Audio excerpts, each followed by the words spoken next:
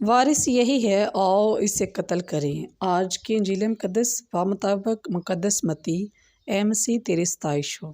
اس کا 21 باب 23 آیت سے لے کر 43 آیت، پھر 45 سے 46 آیت تک۔ باپ اور بیٹے اور روح القدس کے نام میں آمین۔ ایک اور تمثیل سنو۔ ایک مالک مکان تھا جس نے طاقستان لگایا اور اس کے چگرد احاطہ گھیرا اور اس میں کلوگر اور برج بنایا اور اسے اجارہ داروں کو اجارے پر دے کر کسی اور ملک کو چلا گیا۔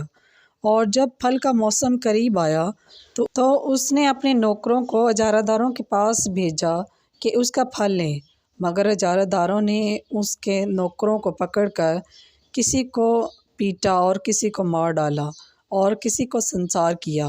پھر اس نے اور نوکروں کو بھیجا، وہ پہلوں سے زیادہ تھے، انہوں نے ان کے ساتھ بھی اسی طرح کیا۔ آخر اس نے اپنے بیٹے کو ان کے پاس یہ سوچ کر بھیجا کہ وہ میرے بیٹے کی تو عزت کریں گے، لیکن اجارہ داروں نے بیٹے کو دیکھ کر آپس میں کہا کہ وارث یہی ہے، آؤ اسے قتل کر دیں اور اس کی میراث لے لیں، اور اسے پکڑ کر طاقستان سے باہر نکالا اور قتل کر دیا۔ پس جب طاقستان کا مالک آئے گا تو ان اجارہ داروں کے ساتھ کیا کرے گا؟ انہوں نے اس سے کہا، وہ ان بروں کو بری طرح سے ہلاک کر دے گا اور طاقستان کا اجارہ اور اجارہ داروں کو دے دے گا جو اسے موسم پر پھل ادا کریں۔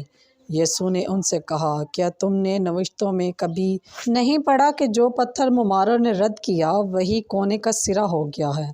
یہ خداوند کی طرف سے ہوا ہے اور ہماری نگاہوں میں تعجب انگیز ہے۔ اس لیے میں تم سے کہتا ہوں کہ خدا کی بادشاہی تم سے لے لی جائے گی اور ایک قوم کو دے دی جائے گی جو اس کے پھل ادا کریں۔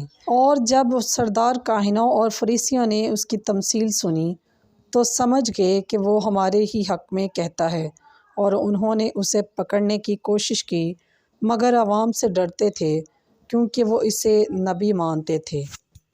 پس پاک کلام کے پڑھے اور سنے جانے پر خداوند کی خاص برکت ہو۔